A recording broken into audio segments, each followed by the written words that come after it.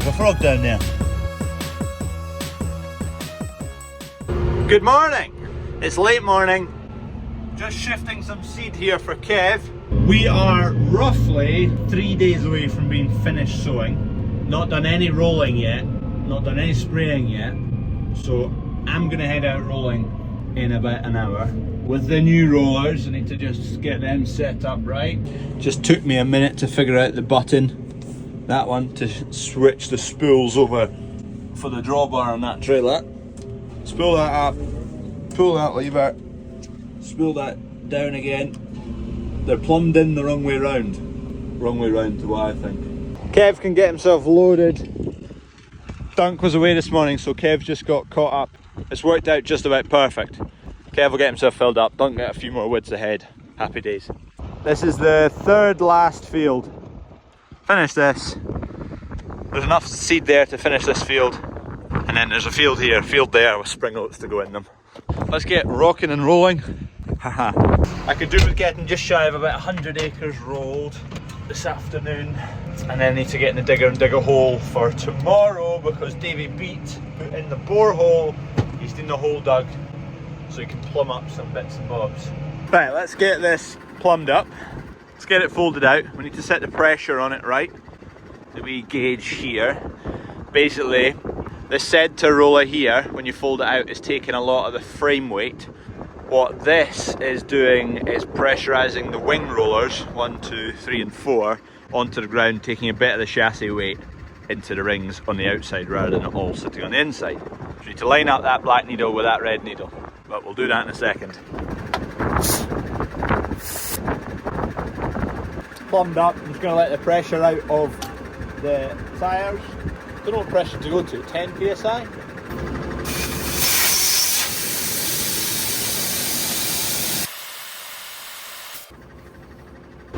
That's 12 psi.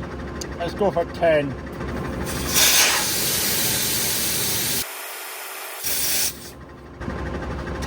Bang on.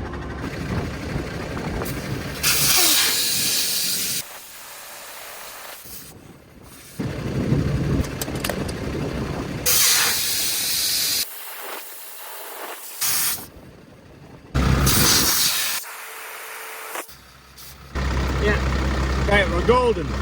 I think we are now good to go. Bit of a wider profile in that direction and that direction, same on the rears.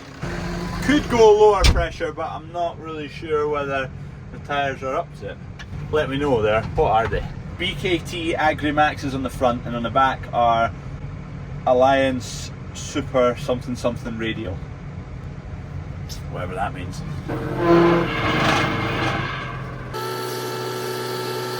So that section's going to fold like that, followed by this section, then followed by the very outer wings. They are on a bit of like a silicon bush. Once the pressure equalises across both sides there, the outer sections will then go one by one. Probably this side first, that's downhill. No, this side first. Interesting. So that goes, and then these two main rams in the centre, we'll drop them right down, it'll fold the machine forward. These rams have a check valve in one direction, so you can set a pressure down on the ground for these outside wings, and then you can float it. So it will still equalise the pressure if you're going over mounds. I believe that is how it works. So that bump stop, it's to be set with a small gap, about that. Then these rams I'm about to pressurise until that black needle lands onto the red needle. Right, there we go. The boss has come to inspect what I've spent 13 grand on. Okay, next job, we need to set up the implement in the GPS because we don't have this implement in the tractor yet. So a new implement, we're going to go with Dalbo rollers. Yeah, it's a rear hitch implement. Implement width is going to be 12.0 meters for the GPS. It's actually a 12.3 meter machine, but we're working 24 meters on our sprayer. We actually want that 11.999. 11.99. Enter. Good. Right, let's pick our field. field. This is called the Lake, that one. Right, we're good to go. Right, first things first, can we pull them?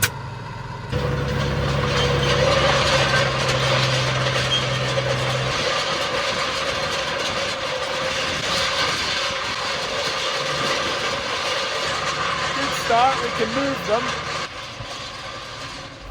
I'm just drawing a tram line right now where the sprayer will run. Kev does 5 widths on the end rig, so between the 5th and the 4th, the seam between the two is 12 metres off the edge of the field, so that's where the sprayer lies.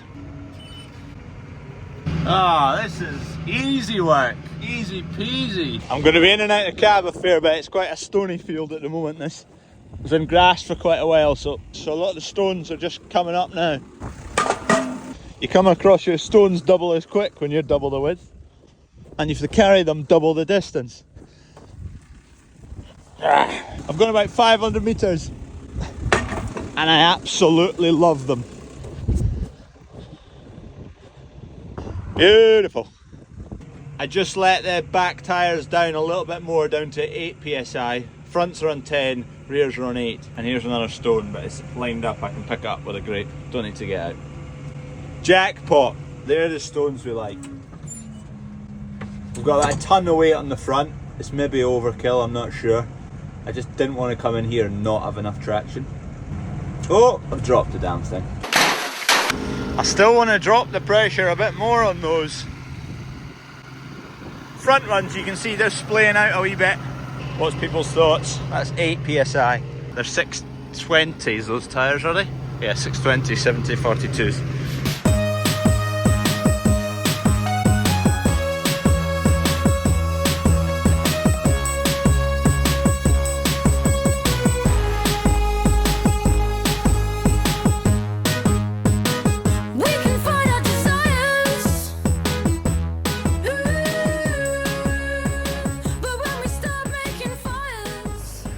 Cracking job. The outer wing, so these separate sections, they pivot there on their own when it rides a bit of ground, and then you've got a pivot point here, so this roller relative to this one can shift up and down a bit, and then you've another pivot point here, so this roller relative to the center roller can pivot like that. So when you are on undulating pieces, it is pretty evenly setting the pressure across the field there. Anyway, I'm just picking up another stone. Oh, it's almost, it's a one-hander. Do I go to 6 psi? I don't know. I'm going in for the kill. I'm doing it for a thrill. I'm hoping you'll understand. And I let go of my hand. First field, done. Let's just get them folded up now. Tom said just be careful when you're putting them back, putting the wings back on the cradles. These little bits there, don't be too forceful. Which quite regularly happens, being a bit too forceful. Ba-ba-bang. And then we want to set it. And we don't want to float those. Right, next field, let's go.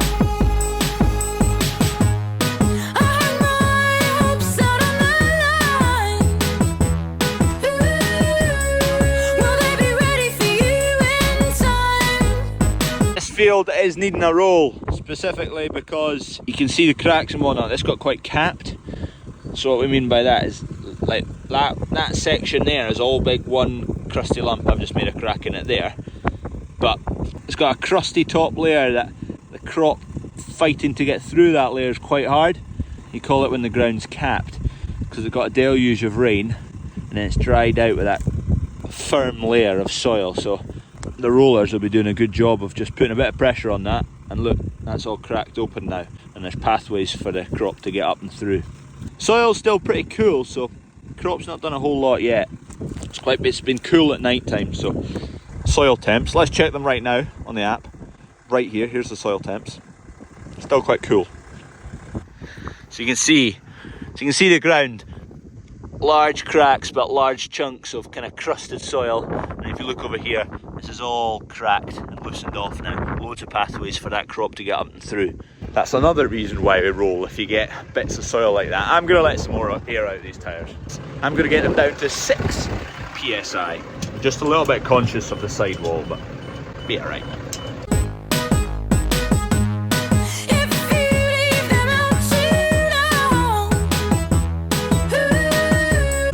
We're at 6 PSI now. There's no heat in them, so you can tell if the tyre's working hard and being stretched and moved too much, they heat up a lot. There's no heat in that at all, so I think they're fine. Maybe a little bit more heat in the front. It's flexing a good bit more, you can see. Do we go even lower? Opinions, please. Tyre experts, please put your opinions below. Sitting at about 9 to 10k. Trundling along. I might actually just go a little bit slower in here just to do a better job of cracking it up. Maybe go 8k. It's more down in this section that it'll be capped. Up that end it's looser soil, it'll be alright. Kev's done, he's away home. Dunk was just away 2 minutes before that, and I have another 20 minutes left, and this field is done, and I have got the 3 fields I wanted to do done. I've not done the digger work I wanted to do, but Davey's not coming till a bit later than tomorrow morning, so I've got tomorrow morning to go and do the digger work I need to do. To save lugging all this weight on low inflation tyres all along the road up to yard 2, I've come past yard 3 and dumped it in the field. I'll maybe be doing next. Hopefully they're there in the morning. I'm also getting rid of today's stone collecting in a gateway to a field.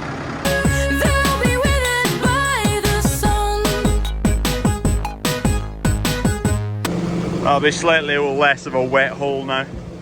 Right, homeward bound. Quick snap me in the digger tomorrow. Righty-ho, 1 hole right there please. Let's shift this pipe out of the way. Davey's coming today to drop that pipe plus a new pump right down the well. It's 101 metres deep. I need to check with my brother. I don't think we've got the results from the tests back yet, but we're just going ahead and fingers crossed it is past the tests for human consumption. So we'll dig a hole here. Davey requested a hole big enough that he can get in it with his belly.